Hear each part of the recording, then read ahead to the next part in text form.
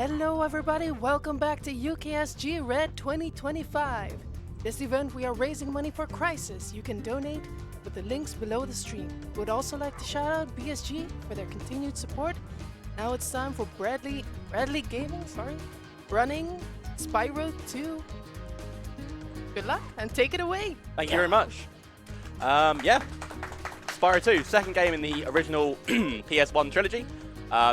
Last time this was run an in-person marathon was ESA July 2019, 2016. That's 16 days ago. So no pressure. Cool. We're running with the memory card. The reasons for that will become very clear very imminently. Or maybe it won't. But yeah, if we're good to go, then we will start in 3, 2, 1, go. A couple of cutscenes we'll skip here. And then we'll be into the game. Do we have a colour? Did we get a colour? I'll hold on. Let me check real quick. We have blue. We have blue. Okay. I'm going to have to look at my phone for this. I don't know the memory, the cheat code offhand. So we're going to blue. Okay, that's X at the end. Cool. So. While you are doing that, do we have a quick time for donation? Go for it. Okay, so we got a £10 donation from Paulister, and it is early in the morning, so apologies, but it says he could be brown, he could be blue, he could be violet sky, he could be purple, he could be purple, he could do anything you like. Sadly, only blue is available, so I'm putting my money there. It's blue. Yeah. Sadly, we're at UKSG Red, so I was kind of hoping we get red. It's also my favorite color. Yeah, so you can see some basic movement here. We're charging, we're jumping, we're flaming. We need to hit these lamps. We need to light 6 of them. We have about 30 seconds or so from lighting the first one before it goes out, so we just need to make sure we're doing that. We're also killing these lizards at the same time, so we're kind of overlapping 2 different missions going on here. We're collecting some gems. These are one of the main things we need to collect in this game. There are 10,000 of them. We're going to be rich by the end of this. Hopefully kill this lizard. Hopefully get this next lamp. One lucky.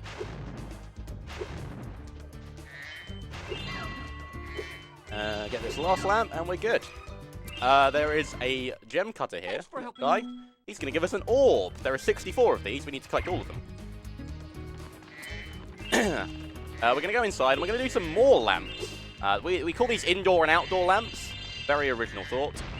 There's a very difficult one cycle here, so if I can get past this flag, I'm going to be quiet for a second, hopefully hit it. I didn't hit it. Okay, never mind. That's fine. So yeah, there are 6 lamps in here. There is another lizard up on the ceiling up here, or near the ceiling up here, that we're going to try and hit. Or miss, apparently. Weirdly, so this is Glimmer, this is the first level. This is genuinely the hardest level in the entire speedrun. I'm not joking, this is the common reset point for a lot of people. The fact that this one cycle exists in here means that, yeah, it's very, very common for people to reset in here, including me, very, very often. But that's fine, we can just back it up, we can just hit these lamps. Hit this last one, there we go. Yeah, once you light the first lamp, you have 30 seconds to actually light all of the lamps before one of them goes off. And we try and get all 6 lamps, all of the gems in that pit, and also the lizard, in 30 seconds. So you usually have about 1.5 seconds of leeway at the end, if you don't fall into the pit on the second lamp, which I did. So, never mind. But we'll get these last couple of gems, hopefully. There's another lizard up here, which we can kill. Try and do it blindly. We can do it. It's unfortunate. You can just jump onto this gem. Kill that lizard. There's one more lizard that we're going to get. We're going to have to spit a rock at him because he's really high above us.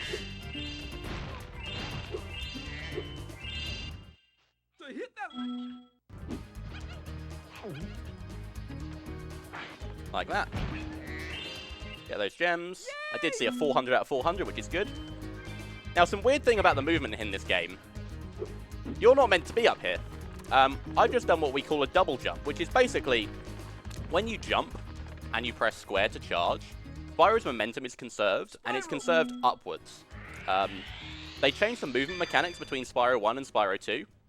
And one of the things they didn't really fix, or managed to get wrong, in fact, is the fact that you can conserve momentum upwards. So, yeah, we call that a double jump because you can use the jump to get more height than you're meant to, basically. It looks like a double jump. But we're out of Glimmer. We're going into the first homeworld, Summer Forest. As we left that level as well, we got a thing called a talisman. It was a little pickaxe in Glimmer. We will see 14 talisman across this run. In theory, the talisman are required in order for us to complete the game. And for 100%, they are required. The game intends for us to collect all of the talisman sequentially, and then go to the bosses, and beat the bosses, and that way you win. However, as you may have guessed, the double jump mechanic makes this game incredibly broken. You see in Glimmer, I was out of bounds within 12 seconds of the run. So, we're going to be spending the next 10 minutes or so doing various out of bounds, and doing, essentially, a boss rush. This guy's a big bear, called Moneybags. He's stolen 500 of our gems, and he's going to teach us how to swim. He has 3 abilities he can teach us. He has swim, he can teach us how to climb, and he can also teach us how to headbash, which is kind of cool.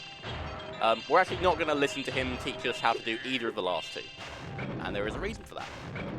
But I'll come to that when we get there. So we open and close these doors.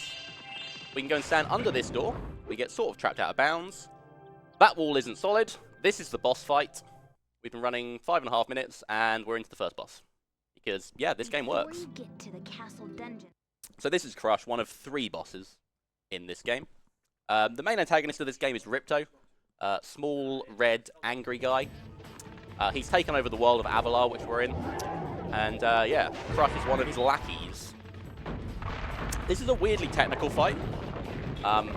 You see these platforms around, they're currently blue. He has 7 hits. The first couple of hits, he will send out these blue laser beams. And what we want to do is we want to avoid the first one. We want to take damage on the second one, because on the second one, when he's only slightly off the platform, he'll walk back to the same platform. After 2 hits, the platforms turn red, and he sends out fireballs. After 4 hits, some of them stay red, and some of them turn blue. Now, this is one of the blue ones, and it means that we can very, very quickly and very, very easily, and without taking damage, hurt him. And he'll walk off, we'll double jump away, and he'll walk back onto the blue one. So this just speeds up the fight. There is a slightly quicker way of doing this, which involves going on the scenery out there, but only saves about 2 seconds, not really worth it in 100%. We can get out of his range, we can see him get crushed. That's why he's called Crush. He crushes you. And that's the first boss done. Okay, so we're going to head into the second homeworld, which is Autumn Plains. Apologies to UKSG if I don't talk too much or flame. You might get copyright striked on YouTube in this, because that's a common thing that happens. Very annoying. You also might get it in Winter Tundra, because that's a thing that started happening to me, the third homeworld too. So we're going to collect some gems. We're going to do a series of platforming jumps here. So we're going to do what we call ground to portal. Nice. Ooh, didn't get my spin jump. So we get on this wall. We're not meant to be on the top of that portal the way I got there, obviously. We jump onto this castle wall. You can see Moneybags down the bottom corner there. That's where he's going to teach us how to climb. But we call this climb skip because we skip learning how to climb. That was quite nice. So now we're on the roof. We're going to collect some gems. We're going to go up on the top bit of the castle. Get more gems, glide out to an island, and then we're going to get an orb and some more gems. This long glide is where people normally get copyright strikes, so I'll both talk and flame in the middle of it, and that usually will avoid it. So once we get to the island, we're going to death abuse, because it's the fastest way to get back to the roof. And then we're going to do a very, very hard trick. I might not get it first time, hopefully I will. But we're basically going to try and clip between a wall. It's very, very precise. And then we're going to clip out of bounds and go into the second boss.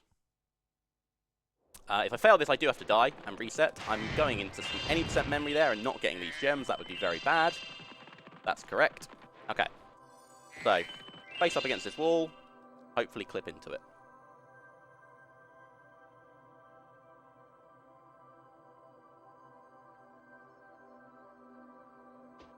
Good. Yes! Okay. I was worried about that from the perspective of you have to get that. You could get stuck there for a very, very, very long time. You simply just have to get into there. You can't do the rest of the game without it. So I'm glad to get that first try. And we're into the second boss, Gulp. Now, if you play any of the any percent categories, we have a few any percent categories. I'll fully explain why in a moment once we get to the end of the game. But if you play this boss in any of those categories, you probably hate it. I hate it in 100%. It is entirely RNG based. I kind of threw that a little bit. Never mind. So he has 10 hits. And there are some pterodactyls which will drop eggs. Now, contained within these eggs is one of 3 different objects. You either get a barrel, as we saw at the start, these bombs, or some rockets. The first 3 hits of the game, or of the boss, sorry, are very specifically programmed. So, the first one, need to get this rocket. The first one is a barrel phase. You'll only ever get barrels. And Gulp will also only ever charge at you. If you deal him 1 hit of damage, you'll get bombs. You'll only get bombs, and he'll only shoot out some projectiles with his cannons. So that's quite nice. And if you, once you get to the 3rd hit, oh, this is a horrible configuration. Once you get to the 3rd hit, you get rockets. And he can kind of do whatever he wants at that point, but yeah, you get rockets. Now what we want to try and do, and I've not really achieved properly yet, is we want to try and double hit him. So if you've got a barrel and a rocket, or a rocket and a barrel, or a bomb and a barrel, anything apart from 2 bombs, you can basically double hit him like that. Game wants you to hit him 1 at a time, but we can do damage twice in 1 hit, basically. And the aim is to try and get 5 doubles. This configuration, it's going to give me 3 bombs, isn't it? Yep, classic. I can't do anything with that apart from just hit him once. The problem with this fight is that once you get past 3 hits dealt, the entire drops are RNG. The speed, what's in them, where they drop, it's completely up to the game to decide... oh, that's horrible. Completely up to the game to decide where and what they're going to drop. So, you can get some really bad RNG, you can get some really good RNG. I would say this has been mixed and I haven't played it well, if I'm being fair on myself, but I did get a skill point for not getting hit, so that's pretty cool. But that's the second boss.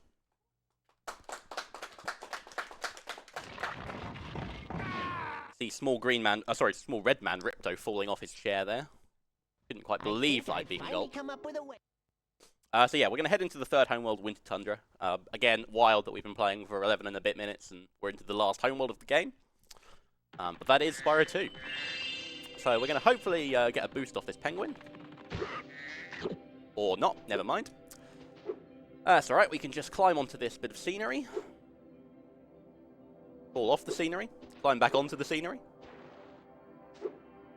We're going to get onto the wall, and then we're going to skip into the secret endgame reward level called Dragon Shores. Now this is the beach, and Spyro's been trying to get to the beach. We're not going to spend too long there. We're definitely not going to build any sandcastles or do any tanning. I think I'm going to play this the safe way entering.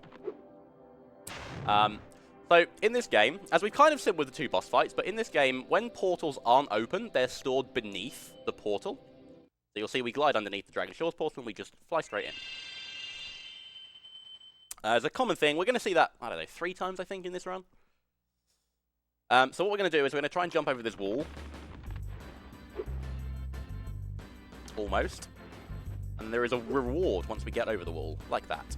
Okay, I need to be very careful not to press square to charge while I'm in the water. If I do that, I will crash the game. This is why we're running with a memory card.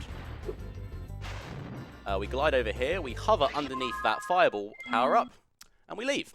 We now have a permanent fireball. That is a reward for completing the game 100%. However, we're going to do that when we've got about, I don't know, 8%, something like that? Maybe not even that. And it's going to make this game much, much easier. The fireball is incredibly overpowered, as you can see. We'll use it to break and kill a lot of things. We're going to do what we call, hopefully, a swim in air here. Nice, okay. So, the way that works is we charge against the edge of the river there. And the game basically is tricked into thinking, well, you've clipped against it. We're going to put you in swim state because you're in water, surely. but we're not. So it means we can just take the swim out anywhere we want, and swim on over into Ripto, the final boss. Now, ordinarily, if you're playing casually without the fireball, this boss is kind of hard, actually, and kind of quite cool. There will be a load of orbs that come out. You've got to collect 3 of them. You can see in the bottom right there is an orb counter. You collect 3 of them, and all you need to do is they'll give you a power-up, and then you can damage Ripto with them. But with the fireball, we can just spam fireball through his phase. There's a mechanic gulp phase there, and then there is this phase on the pterodactyl. We can predict usually where he's going to go. First few hits, he goes around the circle, and then after that, he'll fly basically out of the arena here, and then he'll fly directly opposite where he's going. He has some iframes, so I couldn't hit him there. That's unfortunate. Oh, frame perfect pause, nice. But that is technically a legitimate any % run. That is the game beaten. Now, the 80% world record is 7 minutes and 29 seconds, so I didn't quite get world record in 80%, but it's fine. We'll do it another day. This puts us back in Dragon Shores, as you can imagine. As you can see, that is the reward for beating Ripto. We'll just leave, because there's nothing in there for us. And we're going to head on over to Robotica Farms. Now, I'm going to have to route this slightly differently, because I'm not sure if I got the orb on the wall. I might see that when I come out of Robotica, actually. But yeah, we're going to head on over to the very first level of the game, which is one of the last levels the developers intend you to play, which is Robotica Farms.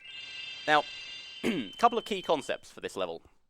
One is enemies. So enemies in this game, unlike the first game and the third game, they don't drop gems, they drop spirit particles. Now, the spirit particles can be used to activate power-ups in levels. So we can get a various range of different temporary abilities, which will help us with the in the course of each level. Now, in this case, we need to kill 15 enemies, like that, and we will get a supercharged power-up, so we'll be able to charge at high speed, and we'll need that for one of the orbs. And there's another concept in this level called a mystery jar. The mystery is not what's in the jar, because it's gems. The mystery is where the jar is. Mystery jars appear in a few levels. If I can do this jump, that would be cool. There we go. Mystery jars appear in a few levels, and basically the mystery is that they start at the end of the level, and you have to flame them, or fireball them in our case, and they will appear somewhere else in the level. And it's a mystery. You need to go and find them. Obviously, I know exactly where all of them are, but that's the mystery of it.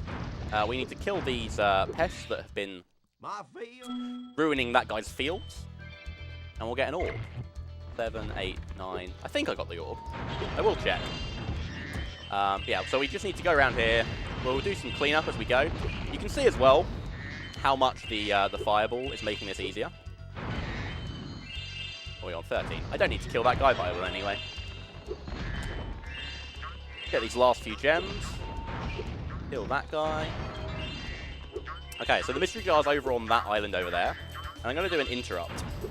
Hopefully. Or I'll bonk on the flag and miss it. The idea is that you go into the dialogue box of this guy while the mystery jar is being destroyed. And it will overlap, and you won't get that cutscene of the bug zapper lighting. But that's fine. So we'll flame that. You see, I'm skipping the cutscene quite quickly, but the mystery jar is appearing somewhere else in the level. This one's going to be here. Another frame perfect pause, very good. And then we're going to head on over to the supercharged section. So you can see some pumpkins in the distance. We need to clear this track with the supercharge. We've broken a couple of them with the fireball already. That guy gets in the way.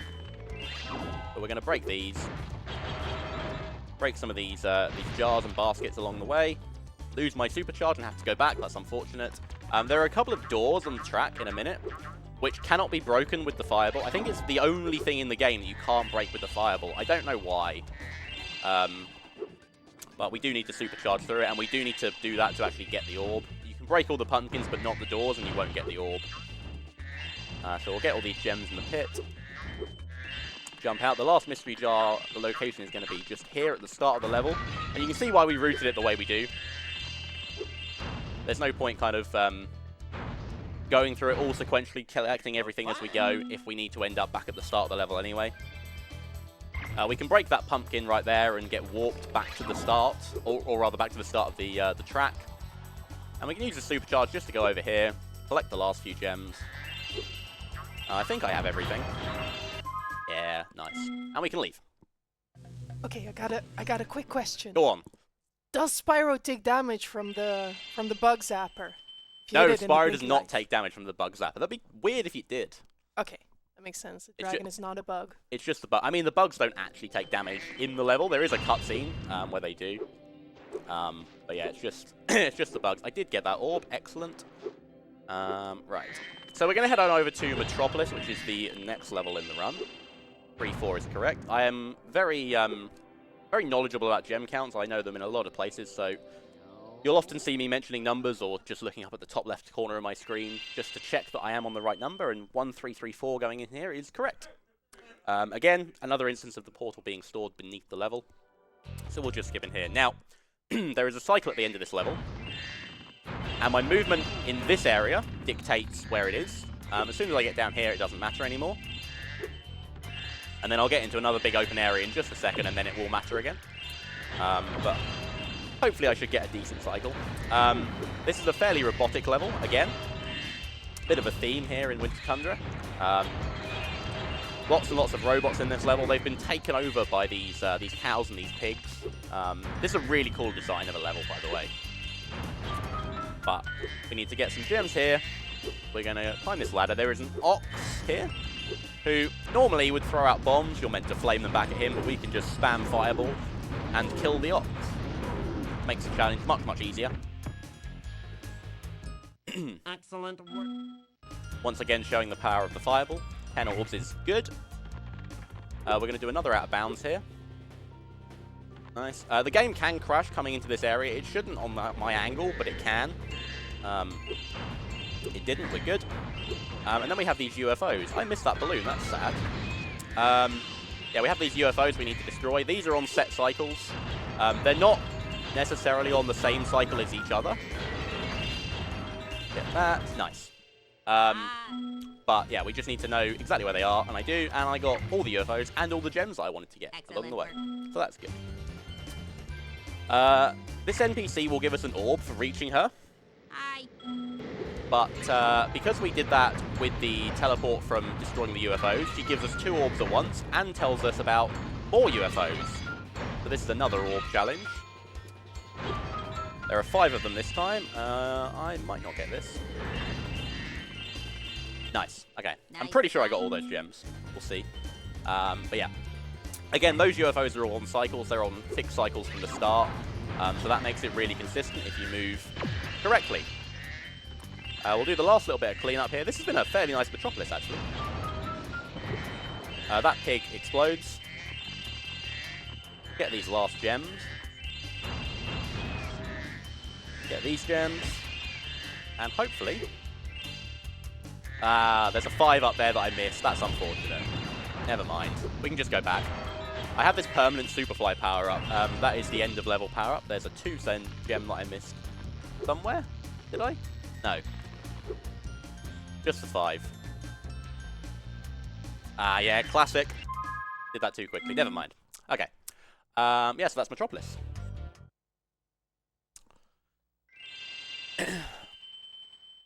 So as you can see, yeah, the fireball power-up makes this very, very easy. You'll notice as well, going up to the Ox, we had the climb power-up. So one of the rewards for beating Ripto is that you unlock all Moneybags payments, even if you haven't paid him. So normally you have to pay Moneybags for a few levels and for the abilities. But because we beat Ripto, the game thinks, well, you've paid Moneybags or you can have Moneybags back. So we get all the abilities. Oh, that's unfortunate. Have to go back for that red gem. We're heading into Canyon Speedway. There are 4 speedways in this game, and the speedways are comprised of 2 different tasks. So there's a time attack, where you have 4 sets of 8 objects or animals or something, which you have to destroy, fly through, whatever it may be. in a certain amount of time. You get gems for this, and yeah. Once you do that, you go and see Hunter, who is a cheater, and he will give you a task, and you have to complete it for an orb. So in this case, yeah, we're just going to kill the rams, kill these tractors, go through some rings. We're going to get these vultures, hopefully in one go. Nice, really good. 34, yeah, that's what I'm aiming for. Really nice. Ooh. And then we're going to go over to see Hunter. Apologies, volume warning. He's going to give us a task which is very loud. He has a mini plane. Okay, Spyro. We've got some balloons and we just need to shoot them. Yeah, that's all there is to this. Is an auto-scroller. I'm going to trust in our host to speak quite loudly, and this might be a nice time for some messages. Thank goodness! No, that is perfectly fine. How does a bear know how to fly, by the way? Or is that how... Well, he's got a remote control and Spyro's the pilot, so I don't know. Okay. That makes a lot of sense.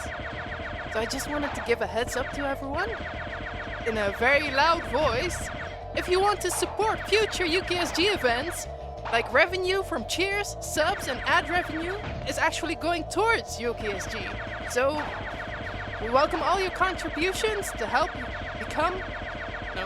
UKSG become bigger and better. All of these balloons are on fixed cycles, so I know where they're going to be, which is really nice. Was that loud enough? I think that was good.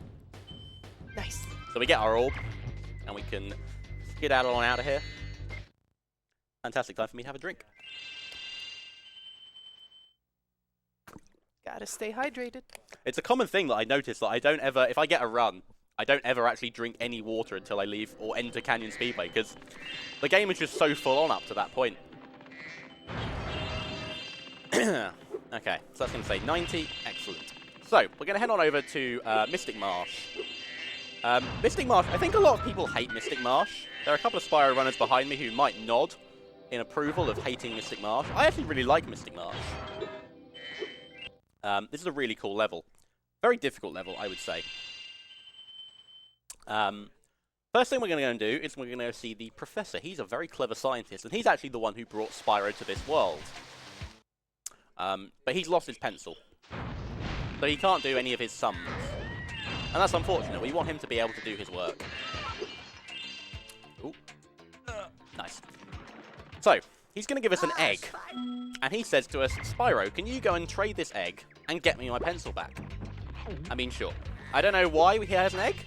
And I don't know why he thinks we can trade it for a pencil. But, look, we're going to give it our best shot. He got us here. He deserves our help. So did someone steal his pencil? I think he just lost it. I don't know really how he lost it. But yeah, he lost it. So we're going to spit that egg out. We're going to go start another challenge while we're doing this. If I can get a double jump. There we go. So this guy's got some thieves who's taken the spark plugs for his car. So he can't start his car. So we need to help him with that. So we're going to try and do a couple of things at once here. We're going to snipe the spark plug thieves. Hopefully I missed definitely the near one. Unfortunate. Collect the end of level orb at the same time. I have to spit this egg back out so I can fireball this guy. I'm going to have to pause here because there is a small cutscene that plays watching the spark plug fly towards Spyro. It takes ages. The reason I shot or tried to shoot the two spark plug thieves, as I did, and then talk to the guy, is that overlaps the cutscene, and I don't have to pause and I don't have to watch it. You see there, I paused just to get the spark plug going. So I've traded the egg in a nest, and a bird came and dropped a seed. Okay, that's fairly normal. But I'm going to spit this seed into the plant, and obviously, coming out of a plant is going to be a duck. Like, I mean, we've all got plants at home, right? Like, your plants spit out ducks at home, surely. But how did the duck get into the seed? Well, no, the duck was in the plant. But the seed spawned the plant. I don't know. Well, we got the duck, so we need to return the duck to its parent. Which we're going to do here. We're going to spit it off. We're going to glide across here, get these gems. Yep, cool. And the duck is going to give us, obviously, a turnip. Obviously. Like, why were you doubting there was going to be anything else? Okay, I can see a duck having a turnip though. The duck clearly Sort of. wanted the turnip, yeah. Clearly hungry. So we're going to take the turnip. We're going to try and do a little difficult movement here. We're going to kill this last spark plug thief. We're going to spit the turnip out. Or, never mind, that's okay. Yeah, the idea is to collect those gems and kill the spark plug thief and pick the turnip back up. You can't fireball with the turnip in your mouth.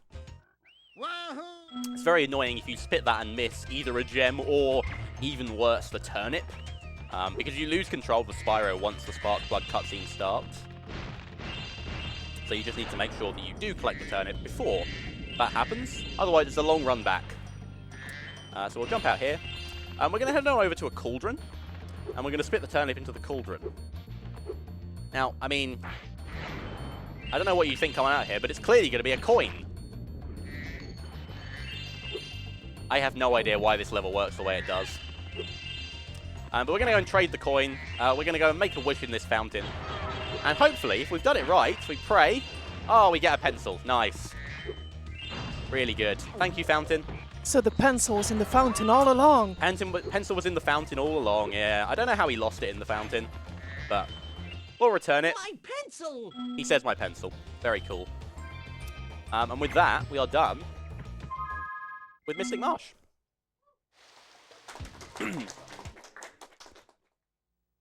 Yeah, very cool level. Very hard to get right. You got to spit in a lot of places correctly. Trying to fireball the spark plug thieves at the same time as other things that you're doing is very difficult. There are some big elephant enemies. I didn't get trampled in that level, but yeah, if they see you, they will come and stand on you, and yeah, you can't really get out of it. So this is the Professor again. Well, it's... He's going to tell us that we need a certain amount of orbs to unlock Cloud Temples. We have the number of orbs, so we can just go straight in. Now, there's a key concept that I've skipped over, actually, that's going to become quite apparent in this level. For beating Ripto in this game, you get another power-up. It's a secret power-up that actually the game doesn't tell you about. And that is that Sparks, our little dragonfly friend who is following us, who is also our health, he's been picking up gems for us all this time. Now, having beaten Ripto, Sparks actually gets superpowered.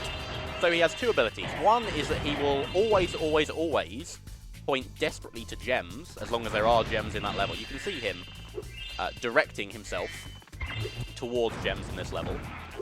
But he'll also pick them up from much further away, and I mean much further away. There are many gems in this run where you'd think there's no way he's collected that, but he has collected it. So we can use that to our advantage. We have much tighter movement than we would if we were playing this without the extended Sparks range. Yeah, just makes this game much easier to complete. These bell towers need to be rung. This is a mission that technically requires us to kill enemies, or the game intends us to kill enemies. We get some guys coming around, jumping up and down. We get a freeze power-up. We can freeze them into ice blocks and use them to jump up to the bells. But we don't have 21 enemies. We can just double jump to places and fireball the bells. And that's cool. We're going to come to... Well, if you've played this game, you'll remember Agent Zero. You'll see him there. So Agent Zero is a secret agent. And we're going to follow him to his hideout. And we're also going to do that with a little overlap here, which I'll hopefully hit. Let's see. Oh, that's bad. Do we have time for a donation? Just a second, I would say. 8. Oh my god. Okay, so I missed the overlap just because I missed the basket on the corner there. The intention there is that I kill the end of level enemy here. We delay his death by getting him off screen, and then we go and talk to Agent Zero. We'll start his challenge. We'll hide behind this tree, and then in theory, what would have happened here is I'd have got warped up to the end of level, and it's just a little bit quicker. But I missed it. It's fine. We can move on, and yeah, you can jump in with some messages. Perfect, thank you. We have £10 from Nanaki Emmy, saying Spyro 2 to start off day 2. Excellent choice. Good luck, Bradley, taking it to Ripto, and looking forward to another awesome day of speedruns. Thank you so much for all the donations, everyone. Yeah, thank you. I'm very excited for today. There are some great runs going on today. Yeah, so we just need to follow this guy. If we touch him or get in front of him or fireball him, he will see us and we'll have to start the challenge again. He can't hear, which is kind of funny because we are fireballing quite a bit. But yeah, he can't hear us do that. He can only see us. We'll try and get this gem and not fail the challenge. Good. What? And that is Cloud Temples. We'll head on out. We're almost done with Winter Tundra, the last homeworld. But the first homeworld that we technically complete.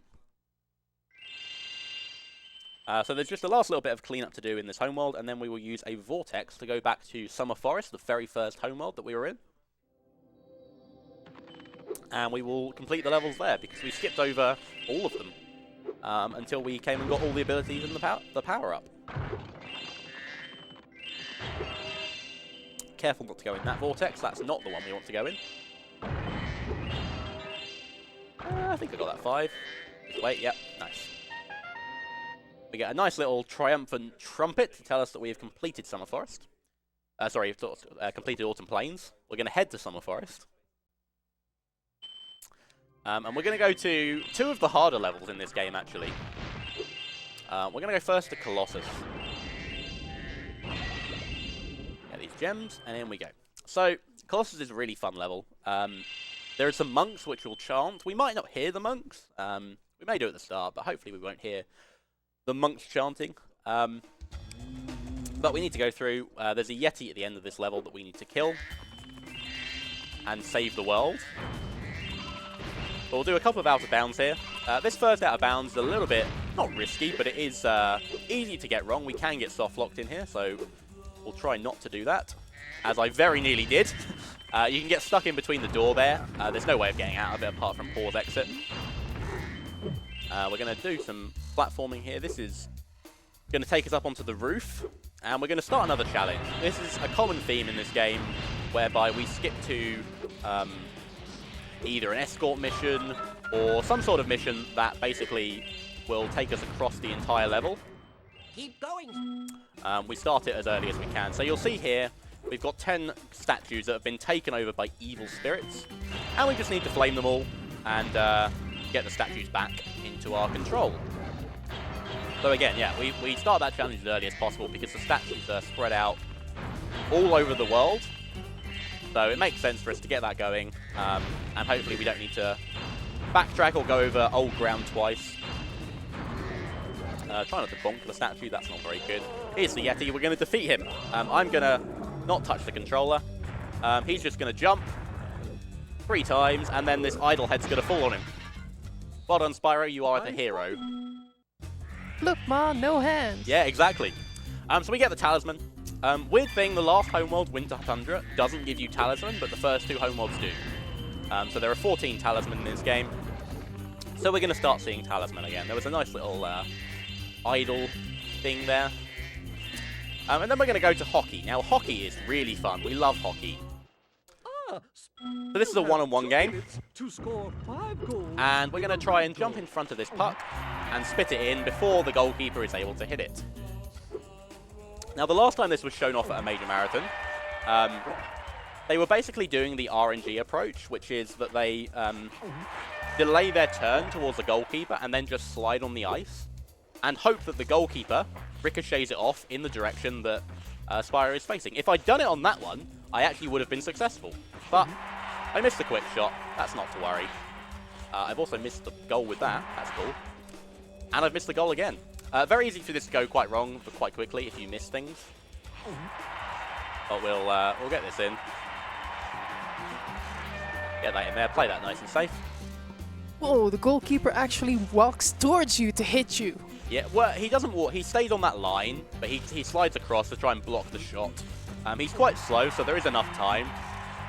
No, I mean after you put in a goal. Oh yeah, he just complains. He's unhappy. He hits the ice. Well, He's actually not trying to damage Spyro.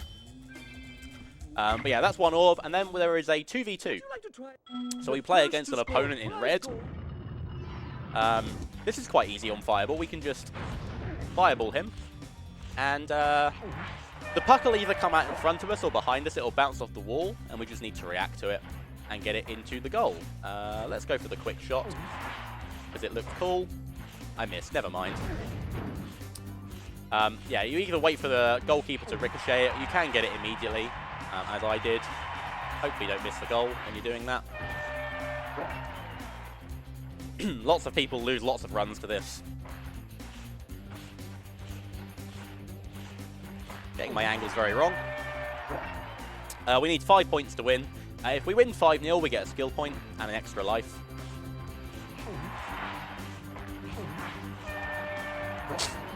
Nice. The goalkeeper will always hit the puck towards his teammate, so I know for a fact where it's going to go when he hits it.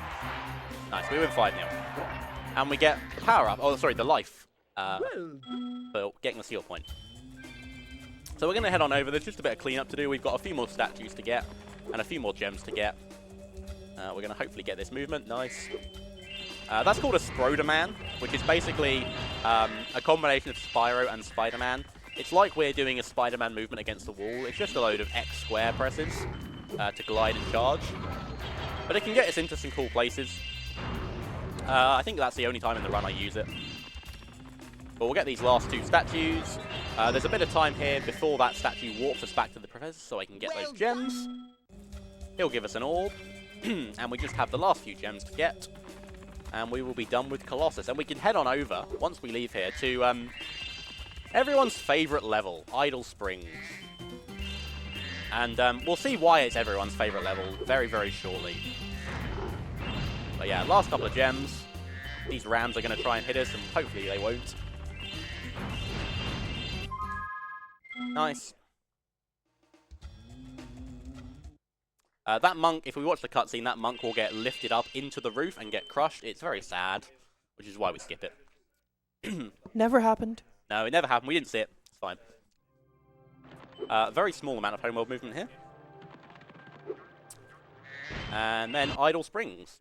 Now, everyone who's run Spyro 2, or at least 100% in Spyro 2, hates Idle Springs. And there is a very clear reason for that. And that is because this level is dictated entirely by RNG. And when I say entirely, it's not the whole level, but there is a very specific mission at the start here, which is RNG. And if you get the good RNG, you can get a good segment time. And if you get the bad RNG, well, yeah, it's sad for you, quite frankly. So we're going to find this guy up here, and he's got a puzzle.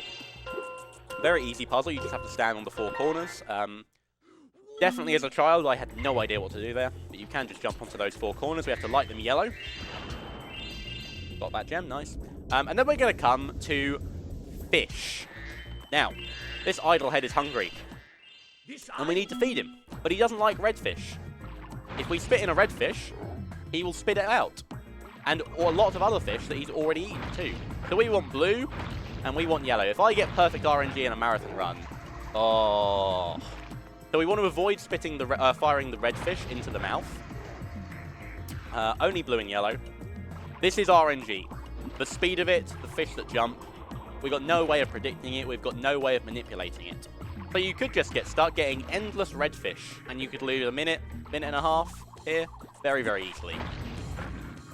So it's very frustrating. It's, 40 minutes into the run as well. So it's not even like you get it out of the way quickly. We do it virtually as early as we can. This has been okay, I would say. I think I've had, 6 red fish? I'd call that a good fish. I would call that a good fish. I'd take that in a PB attempt. Yeah, so that's the most annoying part of this level. And the rest of this is movement. Actually, some fairly fun movement. So we're going to go through. We're going to go through towards the end of the level. We're not going to actually finish the level just yet. We're going to finish the last of the 3 puzzle challenges. And we're going to get a reward for that, and that is an orb. We'll see we're also killing enemies. There is a supercharge at the end of this level, which we need 8 enemies for. So I think I'm on 7 now. So we can kill that guy. Yeah, get these last baskets. There is a basket on the roof here, which I can hopefully get. Never mind. Didn't get a valuable. So you'll see the puzzle here. We just need to step on these in a correct order. Essentially, the colours and the shapes all match. So you light one, and you light the next one. Again, a bit of a delay before we get warped, so I can get those gems off screen. Nice job. And then we're going to use this chest to get a bit of a boost. Nice. So we call that a proxy. Basically, things in this game have hitboxes. Some of them we can charge through and you can't glide through. So we basically charge jump into the hitbox, press X for a 1-frame glide, and the game will eject us out at high velocity, usually upwards, sometimes sideways if we do it a little bit wrong. But we can use that to our advantage. We can get onto the top here, and we can collect all of these gems. Here's Supercharge. We just need to supercharge these 6 idols to get the Hula Girls back onto their platform. Again, a little delay before we get into the cutscene, which gives me time to get those gems. And the idol that has been tormenting the Hula Girls gets destroyed by the rain cloud. Don't know if we got any rain clouds out the back window behind me, but we certainly had a rain cloud there. We'll do a cool supercharged jump off the rock. Gets us up onto that platform. We can go get the talisman here. You can charge through the dialogue box, trigger the dialogue box, and get another charge to get those gems. Didn't quite get it. Doesn't matter. It doesn't save too much time. But we can head on up here. Get those gems. That's good. We got a message from Moneybags. Oh, yeah.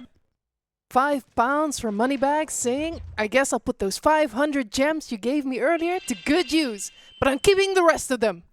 Oh, wait. You didn't give me any more. Sad face. Yeah. Sorry.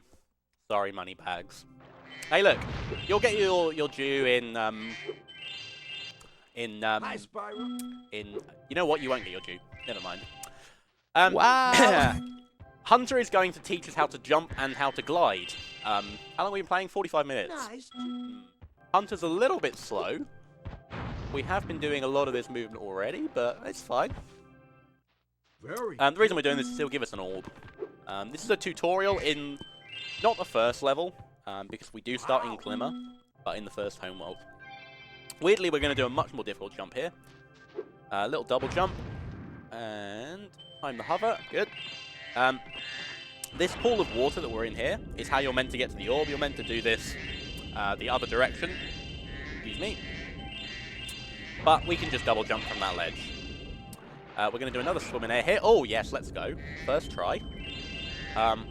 You can charge up against the edge of that pool of water, against the grass, and get a swim in there. It's a bit difficult, especially to try and do it fast on first time. You can get it with enough goes at it, but obviously we want to do it quickly, which successfully I did. We'll get these last few gems. The swim in air makes this quite nice to get. I'm probably not pushing the extended range too much there. I could push that a bit further. And again, portal stored beneath, and this is another speedway. This is Ocean Speedway. This is one of the hardest speedways, so hopefully I'll get the start movement correct, because that's one of the most important things. There are 5 boats that I need to hit.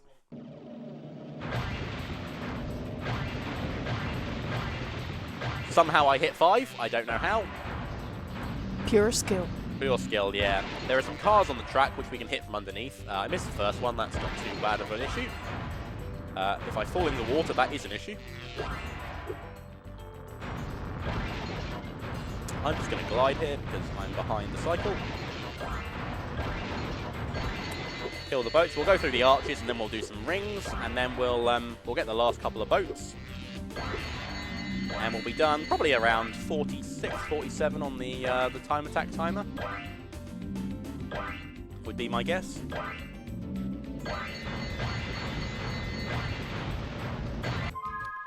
Nice. 47, yeah, 46, not bad. If we touch the water, we fail the challenge. We have to start again. And we're going to head on over to Queen Finny here, who's going to give us another challenge. All right.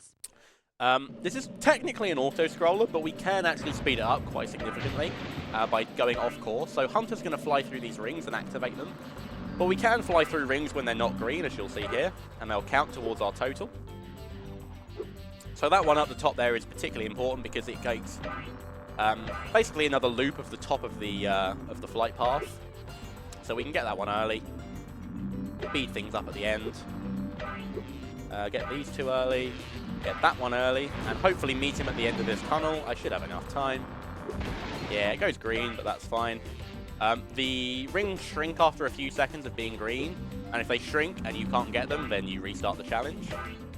But this has been a fairly nice hunter rings. We'll get the last of these. You fly a little bit quicker, closer to the water, which is why I'm staying low. Great. We'll get a nice orb for that. That should be 32. And we're pretty much halfway done, actually.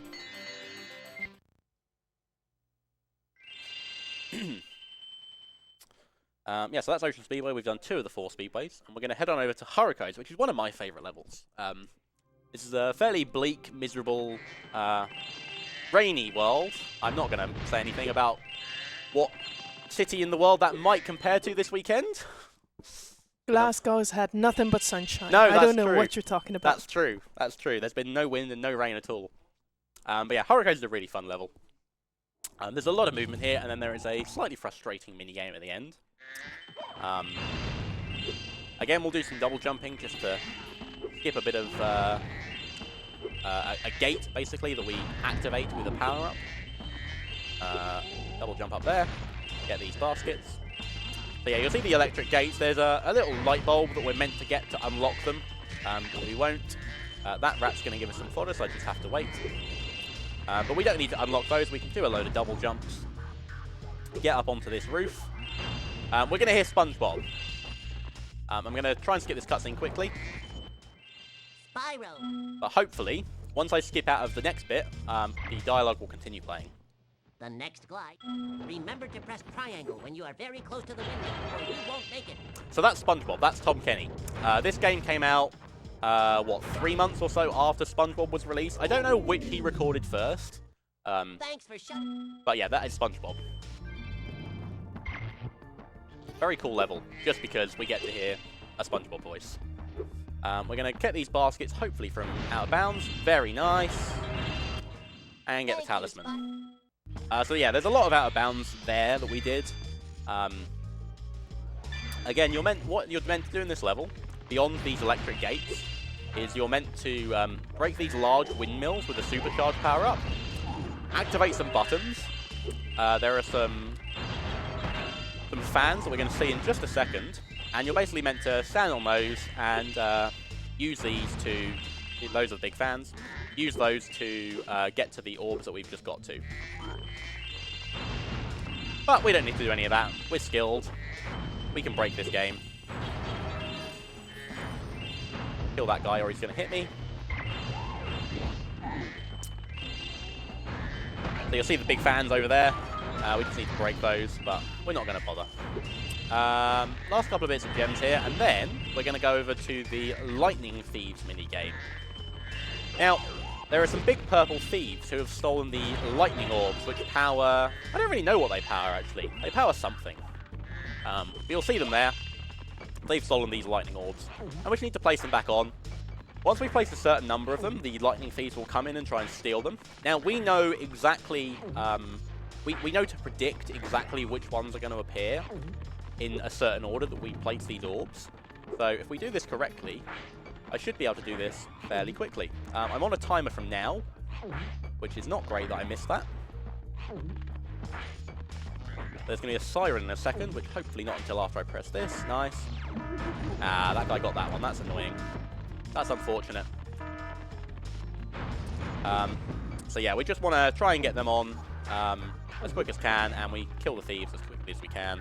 The ones down the bottom might be a bit weird. No, they look good. Good, yeah. So yeah, as long as I do that top section quickly enough, I know where those two thieves are going to be. There's another one in the corner over to my right. There's another one once I place this orb, which is going to spawn probably here. Oh, no. There's a couple of places he can spawn. I went for the wrong one. Never mind. Well, we can just place that on. I'm hopefully going to get a cool glide at the end of this, too. Last two. Oh yeah, you can just see him flying into frame. Nice. Yeah, so we like the tower with the power, and that is Hurricane's done. Really cool level. Lightning Thieves, if you get it wrong, can lose you a lot of time very, very quickly because the thieves can spawn kind of randomly. They despawn after a certain amount of time. You have to put the orbs back onto the platform. and start again. That was nice. Oh, you're meant to kill that frog, and I didn't kill the frog because the gem will collect quicker if you kill the frog. Never mind, we'll get it when we come out. This is Sunny Beach. Some fairly precise movement at the start. We're going to double jump over here, get a load of baskets, and then we're going to try and get all the stuff underwater, hopefully in one smooth motion. Let's see if I can do it. Oh, I missed the bottle. I got the hard bit. Never mind. So one of the things we were doing there as well is there is a box of baby turtles. There are 7 of those boxes, and the baby turtles have been trapped. And we need to free them. So they're spread out throughout the level. Again, the way that the game wants you to do this is kill a load of enemies, get a fireball power-up, and basically break the turtle boxes the way we're doing it. But we don't need the power-up. We have a permanent fireball. We can just do it as we go. Which means, yeah, we can just sail on through the level here, hopefully turn the correct way, get that one hidden behind the door. There's another one down there. Oh, it's going to be 8-7. Yeah, nice. Get these gems. These turtles here, these big turtles, we need to flame or charge. They'll stand on a button and open a door for us. Yeah. Annoyingly, he didn't quite go to the top, but that's fine. Thank you. This is technically an escort level, because you're meant to escort this person's children back to them. But we actually didn't open the first door, so the children are still stuck in the first room, but we still get the reward anyway. We're not going to break that turtle box yet, because we're going to do turtle soup. Your turtle. So this Master Chef has kidnapped a load of turtles, and is going to make soup out of the turtles, and we don't want that. We don't want turtle soup, so we're going to try and save them. We're going to charge them over into the water.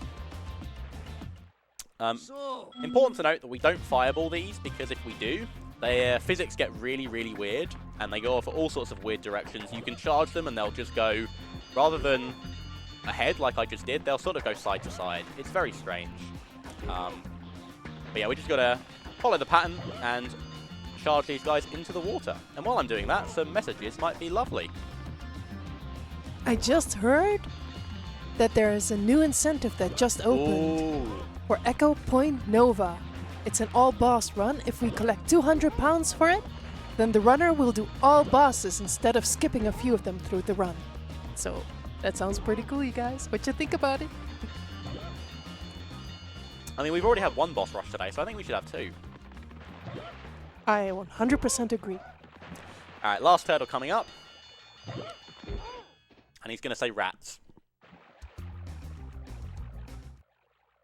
Rats! They're actually turtles, but you know. The reason we left that last turtle box is that we can get these last few gems in the water. Wait for them to home. And then we can fireball through the ground. Now, in swim state, with the fireball, we actually get a little star rather than a fireball. And when we're up against a wall or a ground or some sort of flat surface, the fireball will actually go through and hit whatever on the other side of it. So in that case, we were in the right line to hit the turtle box, and we get warped to the reward. We need to get this gem. Don't go back into Sunny Beach. And we're going to head on over to another water level, which is Aquaria Towers. This is quite a fun level. We're spending a lot of time here, going to be completely underwater.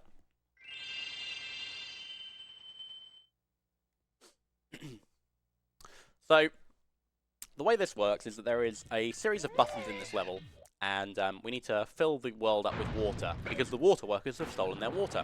We get the first one, and you'd think, oh, we can go forwards, or we can just use that same technique that I just used at the end of Sunny Beach. Another frame-perfect pause. I've had 3 in this run. We can just shoot that button from behind through the wall, and that last button we've just hit fills the entire world with water. So we actually don't need to hit another button in this level. If we do, we will softlock, because the game gets very confused as to why we're already in water and trying to fill the world up with water. So yeah, we don't want to press any more buttons. But we can now swim around all of the level. There are these mechanical sharks we need to kill or they will eat us. And in a second, what we're going to do is we're going to do a very dangerous bit of movement where we actually dive into a pool of sharks. We're not going to kill any of the sharks before we dive in there. We're going to kill a few while we're in there. And hopefully, we won't get eaten as we come out. It's not a guarantee. I do have to do the movement correctly. Okay, I'm probably going to get eaten, but I'm going to go for it anyway. I didn't get eaten. For safety, I am going to kill all the sharks. I've also missed a gem down there. So the way that normally works, if I'm doing a PB run, I actually wouldn't go for that based on how I move. If I bonk coming out of that thin pool of water, I just wouldn't go for it. The setup is very awkward, as you saw there. Normally what I want is I want to jump out of that little river, one smooth motion straight into the pool of sharks, and you can fireball the ground and the strong chest with gems at the same time. You can kill one shark, kill a couple more before you dive out of the water. You fireball the surface on your way out, and any sharks trying to follow you will die from the fireball on the surface. It saves a big chunk of time over actually just sniping, but that is the safe way. Now, we're doing it out of bounds here. This is one of the easiest out of bounds. If you've ever played this game, frankly, if you've never even played this game, I think you can do this. All you need to do is swim up against the edge of the arena up here, face down, and just hold square. That's all I'm doing. And the game will take you out of bounds. You did it.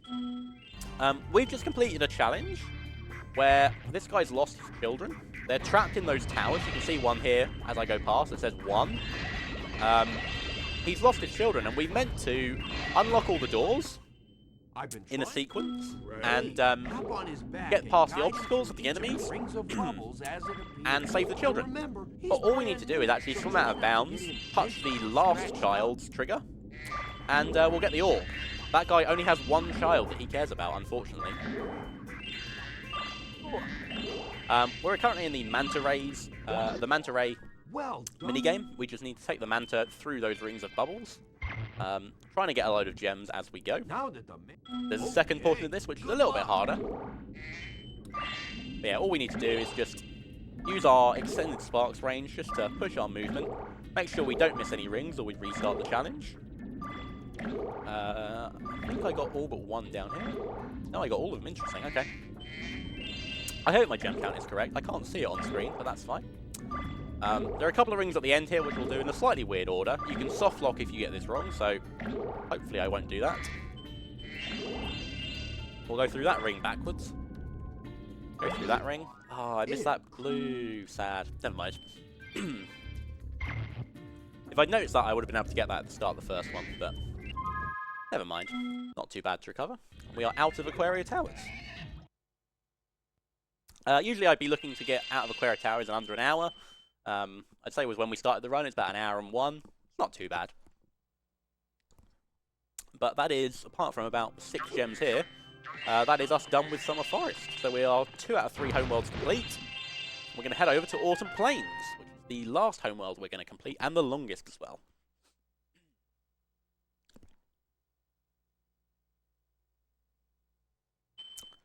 So, we're going to head on up this ladder, and we're going to go into Scorch, which is a particularly long level, and very frustrating, I would say. Oh, let's not fall off the ladder. If only someone taught us how to climb.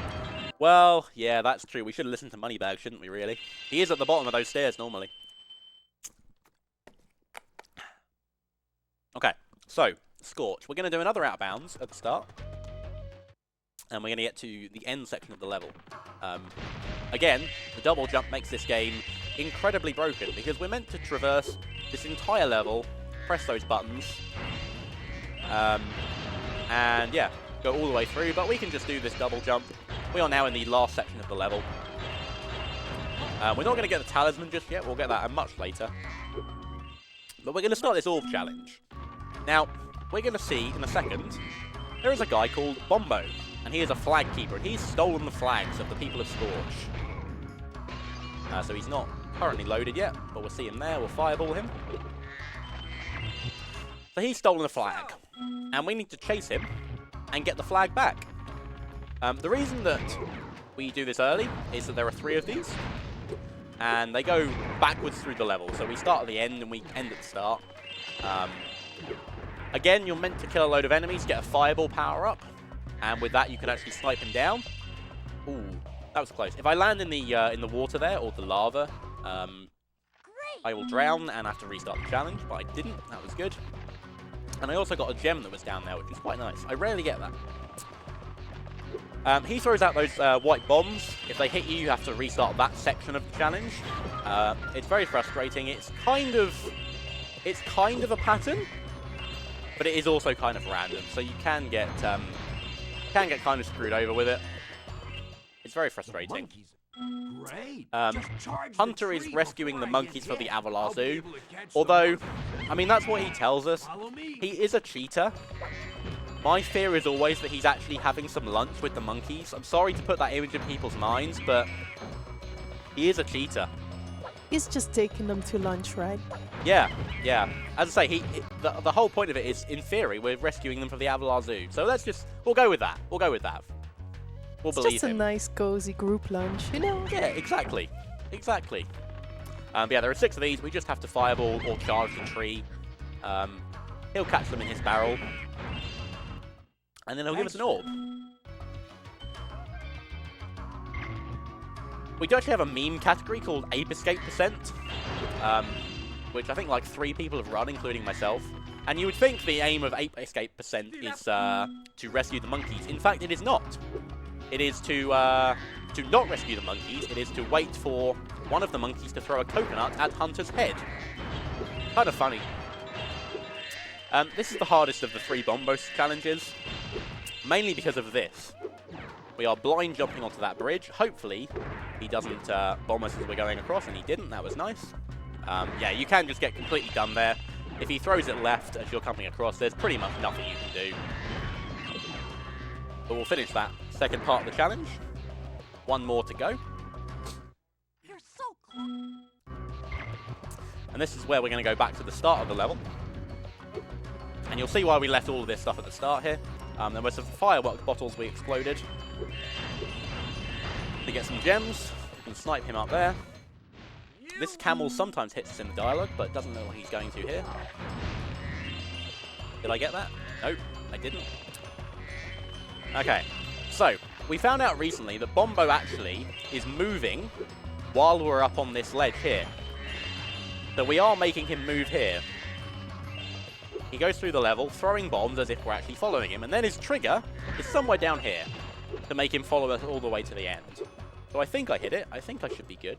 So we're going to go and get the talisman. We're going to skip through that as quickly as we can. Have as little dialogue as possible. I'm just going to hold up and square to charge through the gap between the NPC and the flag. I can hear Bombo. Good. Hopefully not get bombed. Get these last gems. That was very nice. I'm happy with that.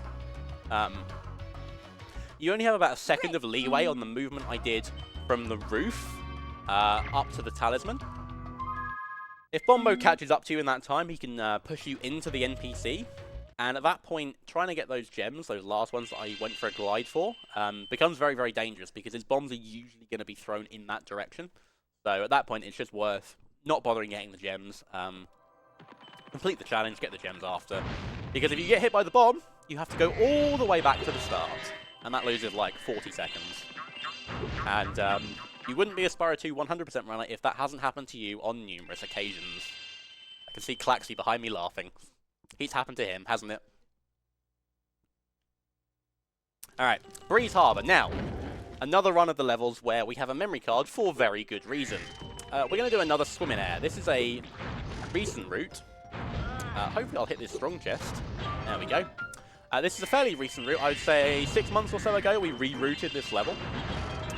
There is a very, very easy swim in air that we're going to get to. And it saves... I think we saved about 8 seconds on the community gold on this level, which is pretty impressive. But we'll get to that. First of all, there are these mines. And we need to destroy all 8 of them. See here?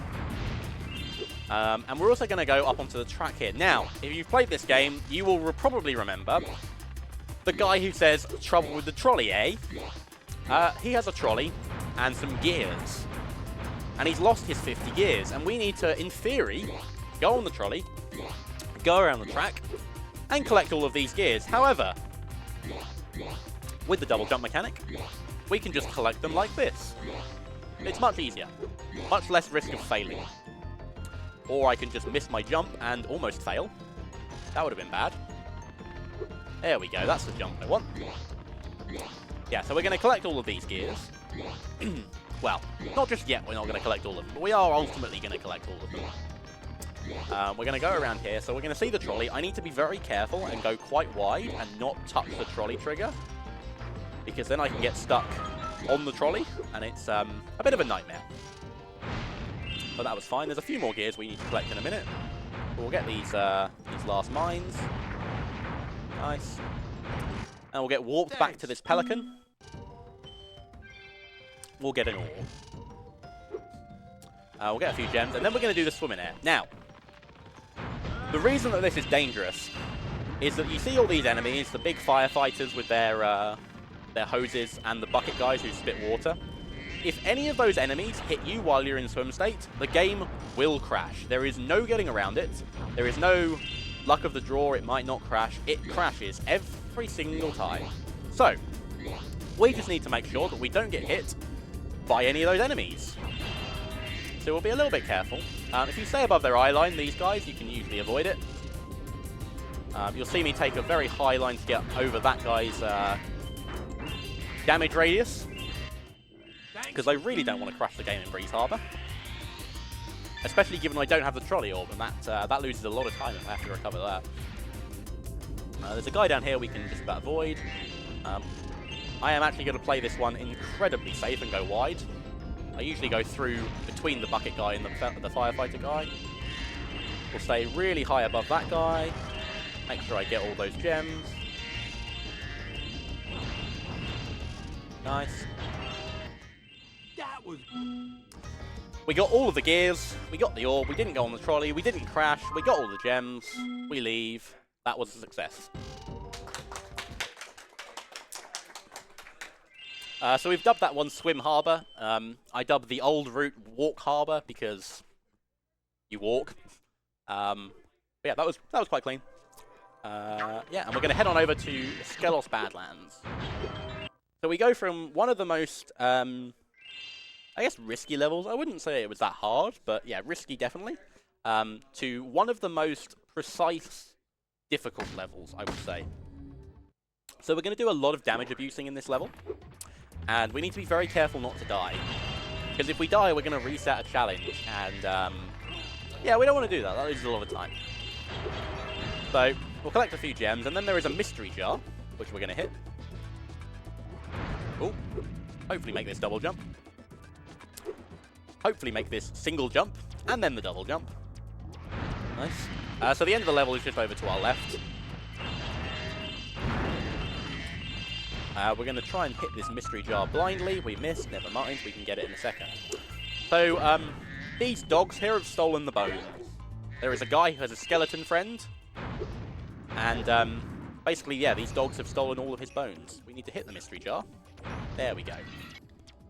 There are 8 of these. And, yeah, we just need to go around the level and rescue them. But we're going to do the mystery jar as an overlap, because it just means, like, you can see here there is a dog with a bone in the background here. There's another one over to our right.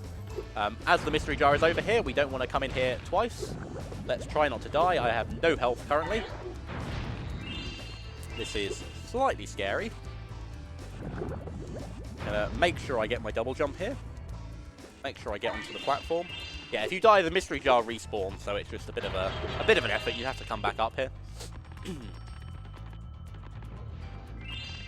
Fortunately, there is some health here. Sadly, I usually would like that to be an extra life and get back to full health, but it's fine. We can manage on 1 hit point.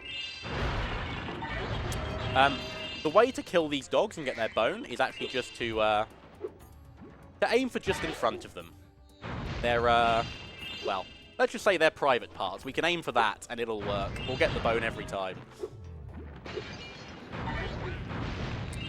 Nice bit of health, cool. Get those gems.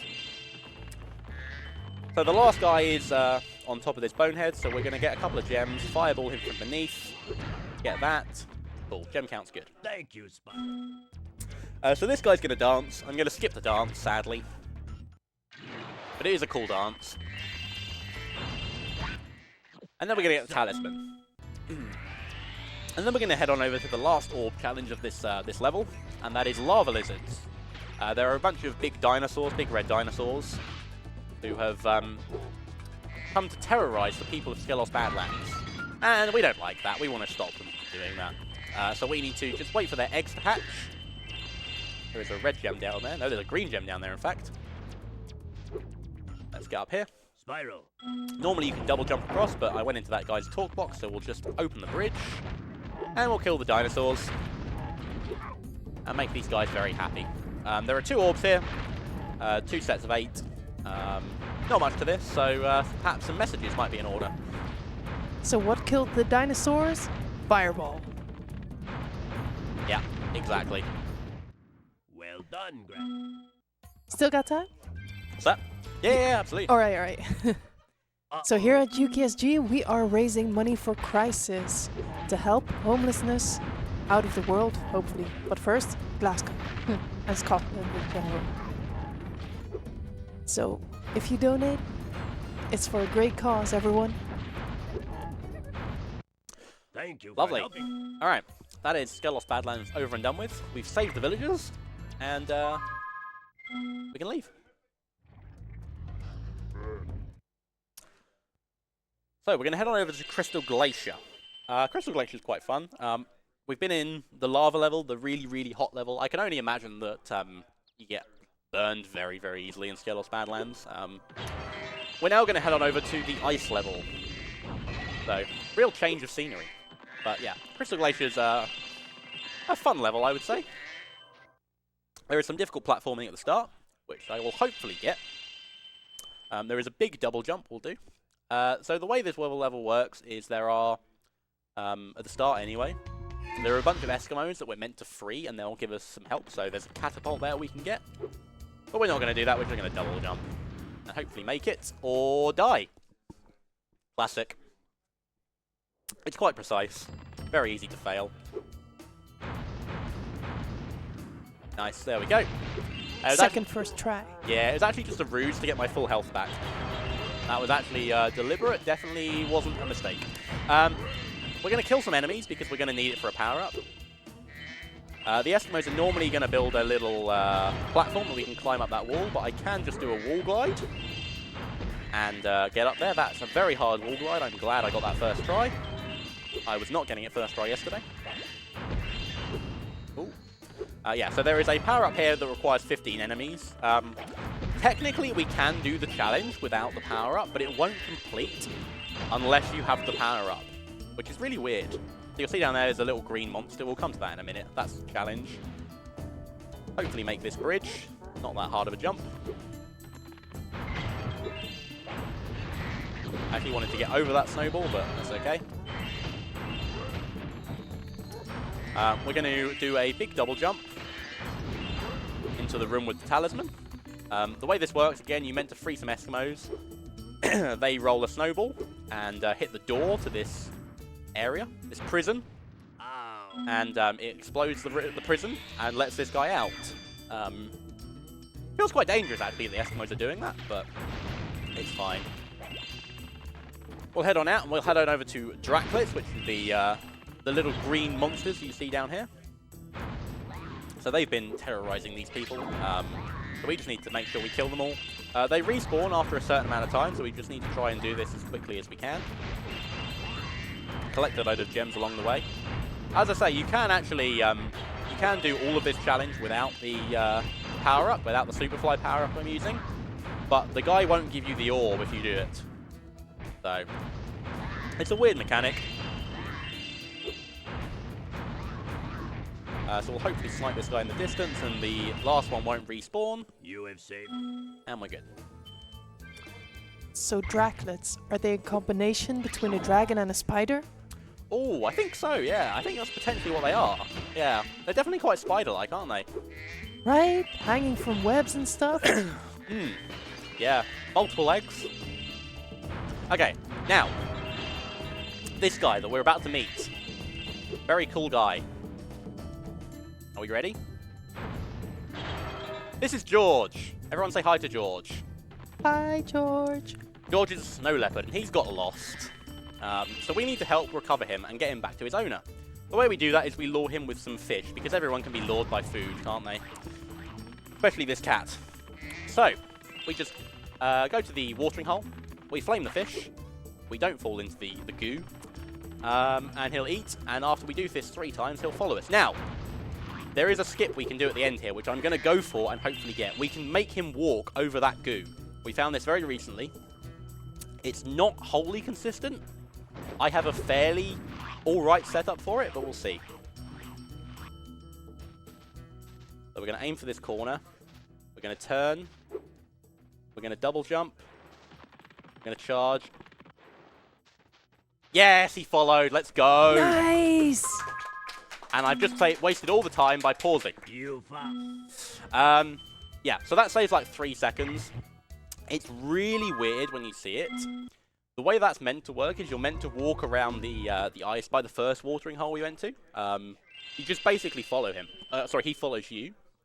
But yeah, there is some weird mechanic with the 2 corners of that goo. And we can basically touch one corner, land in the other corner, and make him follow us. Yeah, we obviously didn't see him actually walk across the goo, but you can turn around and see it. It's wild. He just walks. We've got him like sat down on the goo. Poor George. He doesn't drown. It's fine. I really wanted to hit that because it's just comical. We're going to head into Zephyr. Everyone's least favourite level apart from one person. This is a very, very annoying level. Do some out of bounds here on the wall. And die, apparently. That was unfortunate. Yeah, so we're just going to skip a big chunk of level here at the moment. Jumping on this surface. Get across over here. I've lost my glide a little bit, but that's fine. So we're now in the end section of the level. This is a huge level. Like, there is so much here. So, we do a big skip. We are going to go back across the bit of level that we skipped. But there is another mystery jar in here. So we want to get to that as quickly as we can, without trying to double back on ourselves.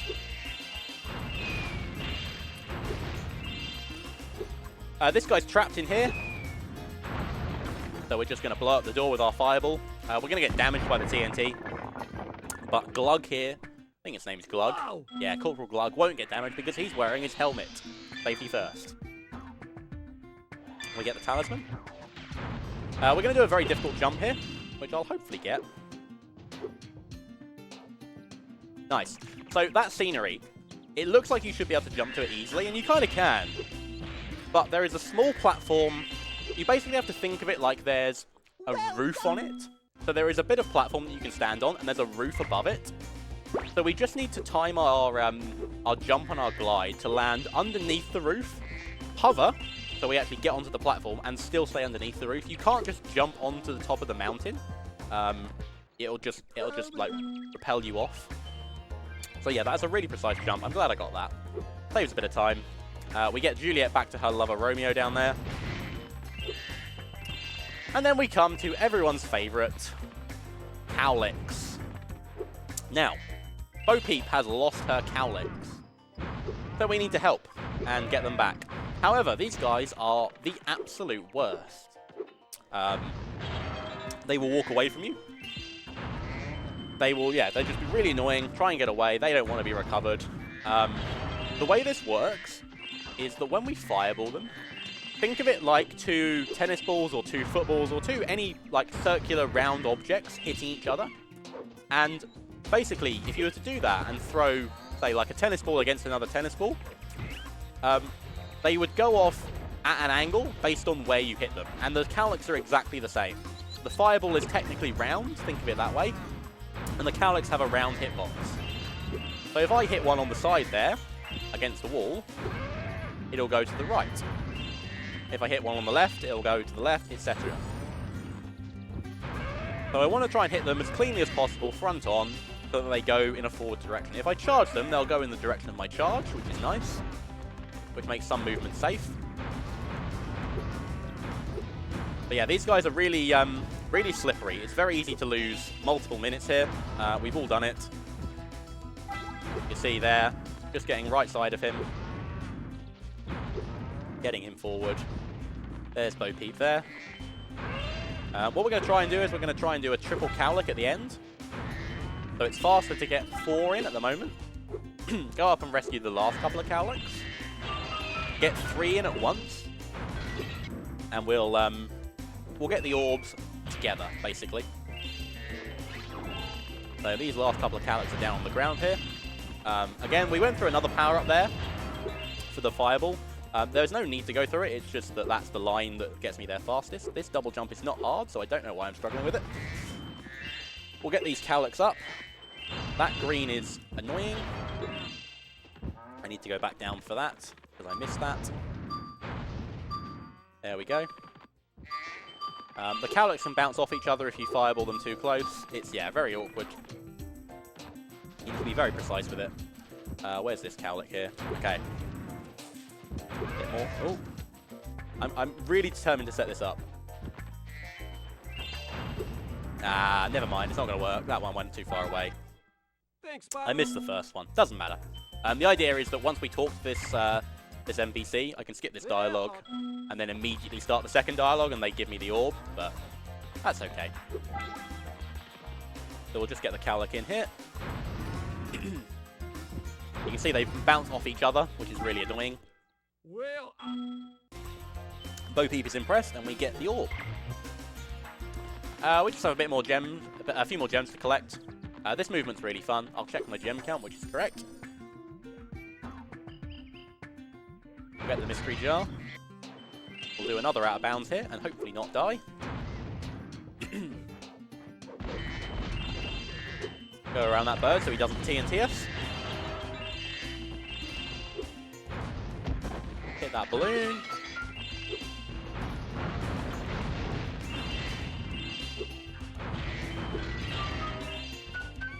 Nice.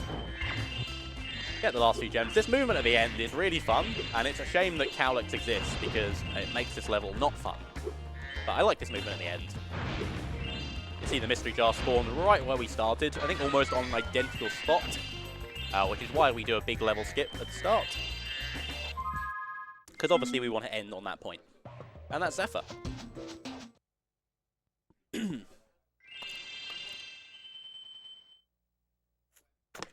So there are only about 2,000 gems left. There's 10 orbs and 3 talisman? I think 3 talisman.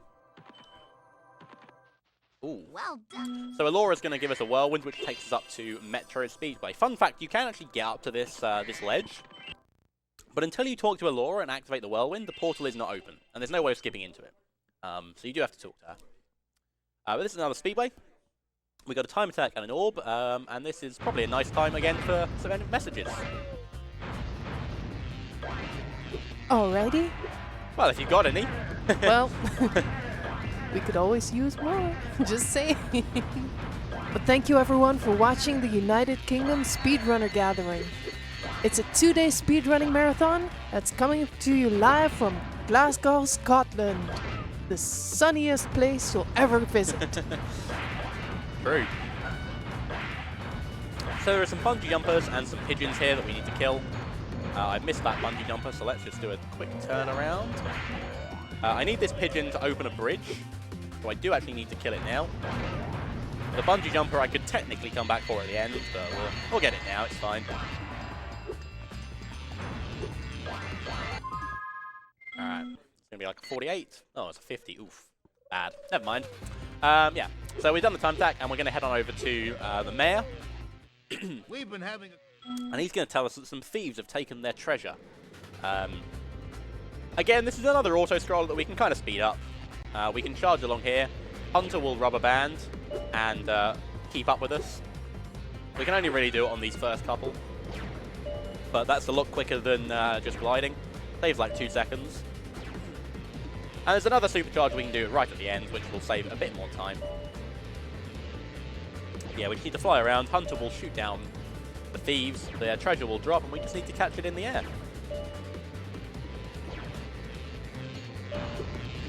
We've got 9 out of 12, 3 more to go. So he's going to go through that tunnel. We're just going to go left, supercharge here, and catch that one as he shoots it. Well, And we'll get another orb for our reward.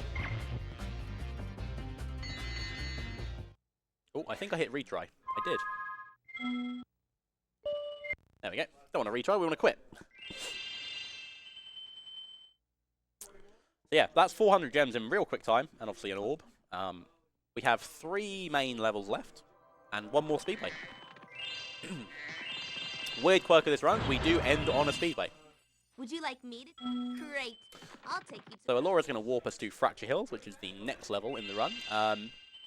Again, if you've played this as a child or an adult, or at some point in your life, you'll remember this for the funny music level. We've got some bagpipes. We are actually in Scotland. This is legitimately Scotland, and also so is the next level. So these satyrs have been encased in. I don't know what they've been encased in actually. We're going to call it concrete for now. And we just need to free them, basically. We can fireball them, we can charge them. There are some big earth shapers, which we'll see in a second. There's one over there. They got really annoyed with the satyrs playing their bagpipes. They're annoying music. I kind of like it, but I can see why they got annoyed. But yeah, they encased the satyrs in concrete. We just need to free them. And their bagpipes will blow up the concrete that is surrounding the castle. And we can rescue a fawn and get a talisman. But we'll come to that in a bit, because we're not going to do that first. First, we're going to do the Alchemist Challenge. Now, the Alchemist Challenge is this game being, frankly, cruel. This guy is going to go and help Hunter. He has a potion. yeah, great. Hunter has managed to get his feet encased in concrete. And this potion is going to help Hunter get released from the concrete.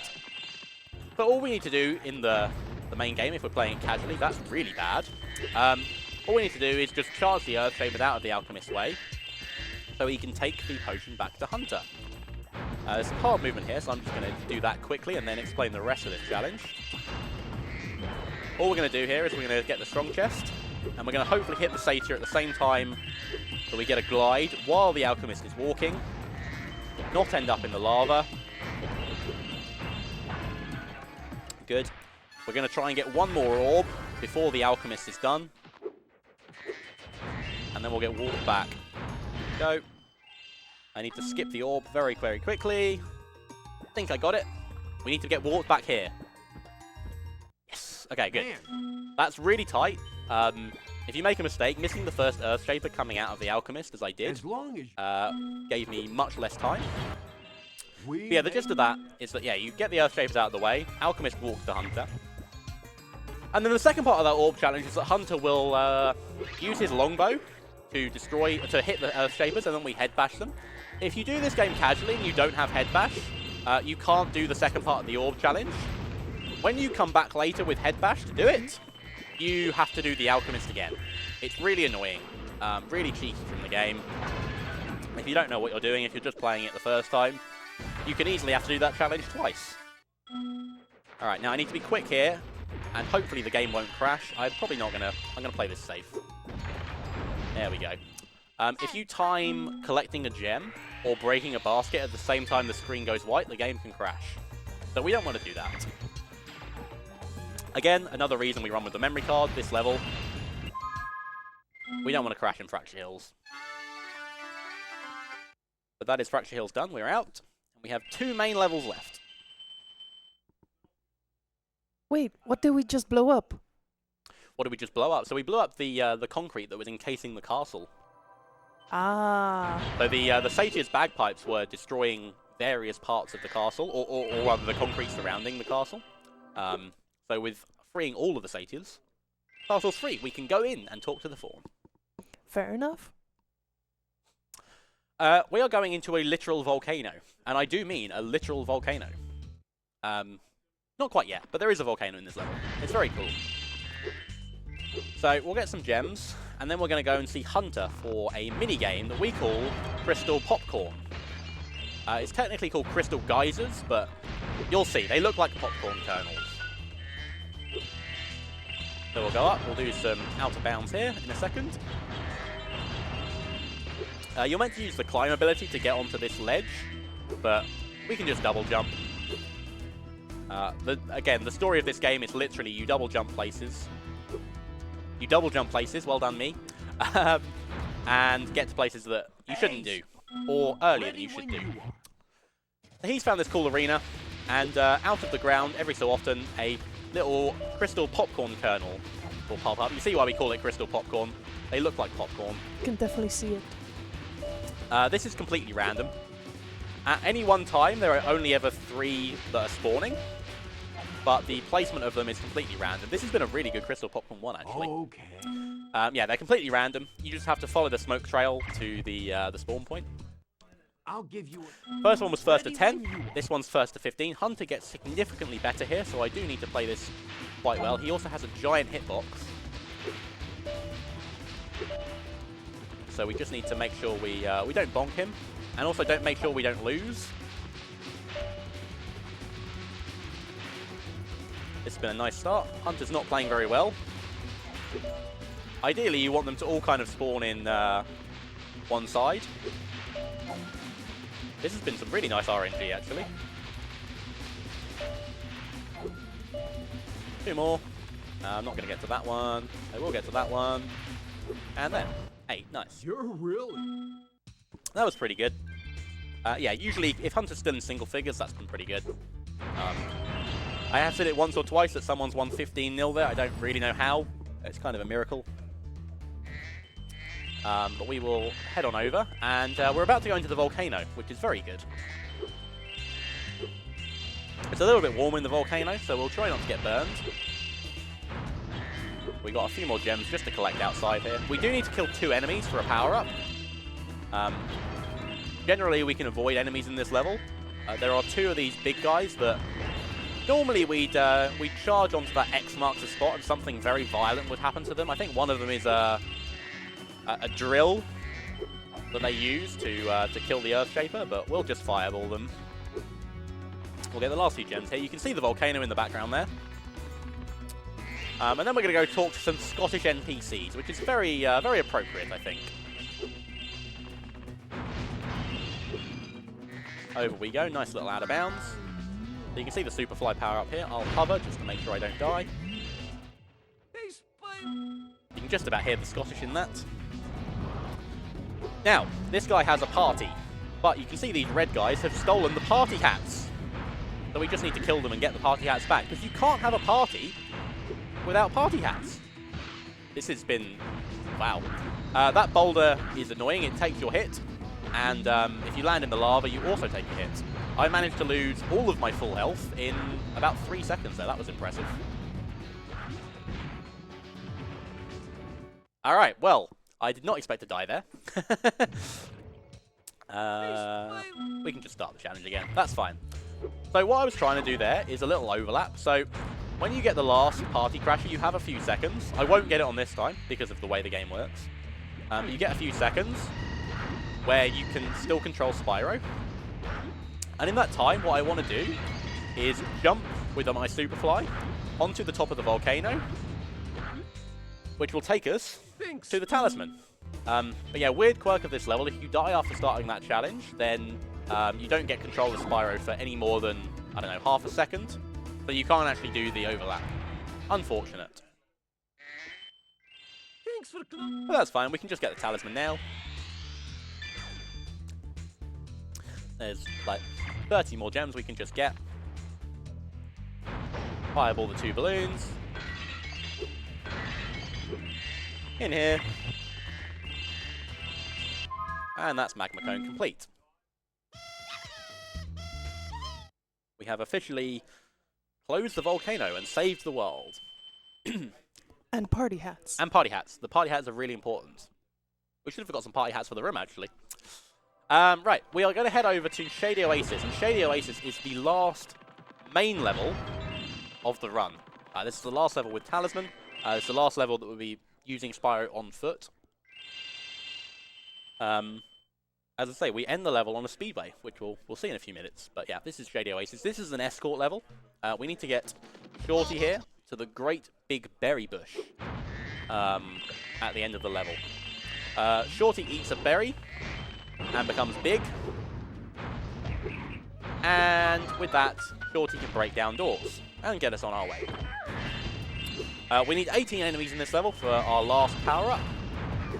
So we'll just make sure we kill as many as we can.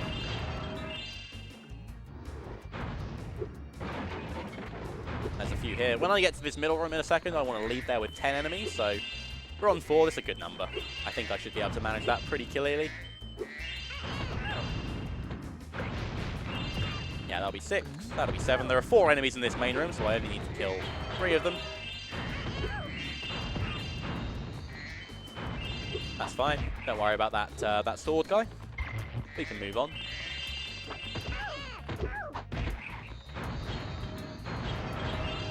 Collect these gems. On we go. Shady Oasis is a really kind of frustrating level in the sense that there's no way to get to the end of the level quicker. You do just have to do the escort mission. We don't really have any skips we can do. Certainly not RTA anyway. But there's another mystery jar, our last one. Spyro. And we're also going to start this challenge where a load of thieves, another frame perfect pause, and I'm not used to pausing again, they've stolen the lamps. We just need to rescue 3 of them. That is our last talisman of the run, so all 14 talisman have now been collected. There is a thief up here which I'll snipe, and then we'll go down and use the invincibility power-up. Could have used it there, to be honest.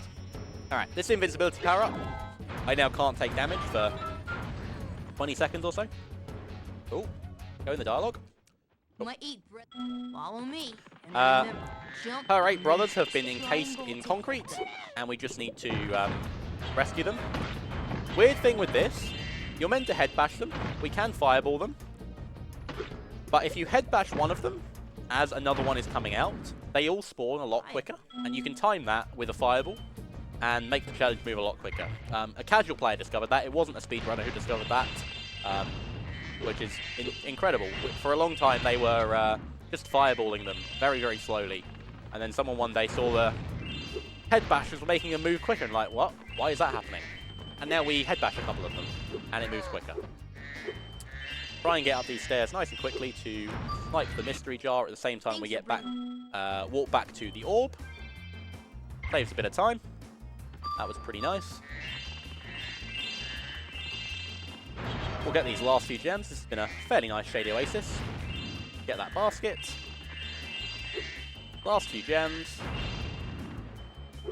Last few gems, there we go. Last mystery jar of the run. I like the mystery jars, they're pretty cool. And we'll head on out. We have the correct gem count. And we have just a little bit of homeworld movement and then Icy Speedway. And the run will be finished. Time for a quick donation. Please do. We got £10 from Cowboy Knuckles, saying, "Arg must bless the haggis." True. Alright, so this is kind of where we started the run in the sense that this is where we skipped into the second boss. That's the other side of the wall. You can see it's breakable. We're going to collect these last few gems. That's Autumn Plains complete. We should have 9,600 gems, which we do. There are 400 gems and 1 orb in this level, and then that should be 64 out of 64 and game complete. This route is quite hard. I think I missed the first Eskimo. What did I get there? 4? That's fine. I can work with that. Yeah, there are some Eskimos. There are some serpents, some hang gliders, some arches, skaters. Pretty cool speedway. We just do this in a very, very specific order. I don't really know what order the game developers actually wanted us to beat this in. There's no really clear set casual route, I don't think. We just kind of overlap a lot of things at once. Missed that snowmobile when I did. That's fine. Get that guy.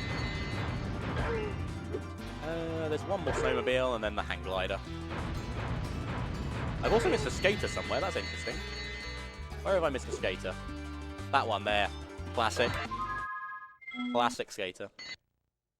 Alright, so we're coming up to hopefully, orb number 64. Good job. So Hunter wants to just fly through some rings. Very entertaining that this is the last thing we do in the game. We don't have a final boss. This is the final boss. This is an auto-scroller. I am literally just pressing left and right. I'm not pressing any buttons other than that. We just need to fly into the ring as we see it in front of us. Once we come to the end of this challenge, that should be 64 out of 64 orbs, and that should be the end of the run. Just double checking I make sure I got everything, but I'm fairly sure that I did. Be kind of sad if I didn't. So are you saying Hunter was the final boss all along? Hunter is the final boss, yeah. Hunter is the final boss. Alright, so we got 6 more rings, and then time will be once I see 64 out of 64 on the screen. So we've got hopefully about 5 seconds here. Wait a... And time.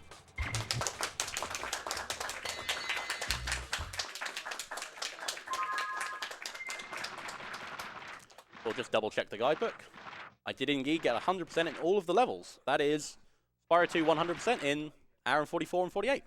Yeah, very cool run. I'm glad I hit a lot of the skips at the start. That was important. Yeah, weird that we route it the way we do. We end on that speedway. We used to route it where we ended on Ripto before we accepted the early Ripto for the extended Sparks range. Now we end there. Kind of unsatisfying, but it is the fastest way. So, yeah, pretty cool. Yeah, just a shout out the amazing Spyro speedrun community. We saw a great run yesterday. Hopefully people have enjoyed that. If you've enjoyed it, then feel free to join it. Watch speedruns, take part in tricks, whatever you want yourself. There are some fantastic resources around, some fantastic people around in the community, always willing to help. And thank you to UKSG for allowing me to showcase this fantastic run. And thank you, Bradley Gaming. This was an amazing run, and hope to see you some other time. Thank you. Thank you. I enjoyed it.